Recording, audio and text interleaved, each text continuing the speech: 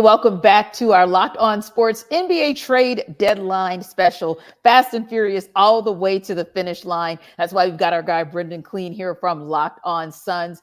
Trade went down today. Suns, Nets. Suns get Royce O'Neale. Nets get 3 second-round picks. But here's the thing, Brendon. A lot of the conversation and the commentary around it earlier this week was around Miles Bridges. Why didn't they get him? Well, there's a lot of layers to that situation, of course, and I think Yes. the off-court continued legal situation with the hearing set for February was going to be an obstacle for any team, not knowing what his future would be the rest of this year, if not even beyond that, as far as availability goes and the PR hit that you might take for acquiring him and all the rest. So I'm sure that was on their minds, but they seem to be pursuing him aggressively despite that, and there's a connection with the owner, Matt Ishbia, Michigan State alum, as is Bridges, so that seemed to be the driving force. I think the reason they didn't get him is he took this 1-year qualifying offer contract this past summer, and because of that, he gets to control his own destiny. If he doesn't want to be traded, he doesn't have to be traded, and so you heard from his agent first thing Thursday that he wasn't going to approve a deal anywhere, probably wants to be maximizing the money he can make and would have lost a lot going to a team that didn't have the same tools to re-sign him in the summer. So they pivot. Royce O'Neale, who they end up getting, was their plan B all along as far as we understood, and they were able to get that done.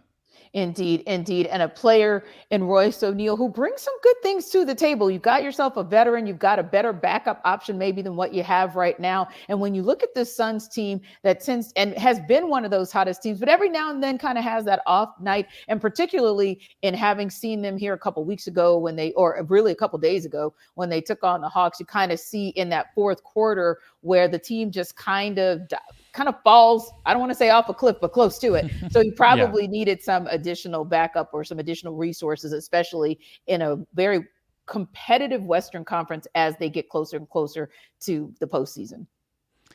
For sure. They are a team that you really don't have to look much further than what Phoenix gave up to understand where they were roster-wise, right? Indeed. They gave up 4 players in this trade. The fact that they were willing to give up 4 players to get 1, and they did get David Roddy from Memphis, who may or may not even play. They clearly didn't think they needed any of those 4 guys. So this was a team that really, at the end of the day, part of why I was so sure they would make a trade and why I think they were so hell-bent on doing that is they just need depth. They just need playable rotation players. And so, maybe he is nothing more than a backup. I think there's a chance he could crack into the starting rotation for this team, just maybe in a matchup dependent situation in a postseason series or something. But they went from 6, maybe 7, maybe 8 guys you trust on any given night to now 7, maybe 8, maybe 9, and that can be really big for a team that wants to win a championship, is just to get trustworthy two-way players in the building. Indeed. And when you look at the Western Conference and kind of that middling space right now with the Suns sitting right there in the 5 spot, but the Clippers right there and able for them to possibly catch them, but don't want to fall down to that 6 spot or even worse, kind of fall below that line and get themselves into a play-in situation. These are the kind of moves you want to see them make because, to your point, Brendon, as you get into that postseason, it does start to become about minutes. It starts to become about the viability of just having bodies and reliable bodies that can, when your starters are in need of just a rest and a break, and you want to make sure you can go deep into the rotation, you actually have the ability to do that. Appreciate you stopping by. And guys, don't forget to like and subscribe Locked On Suns with our guy, Brendon, because Locked On Suns is part of this Locked On Podcast Network, your team every day.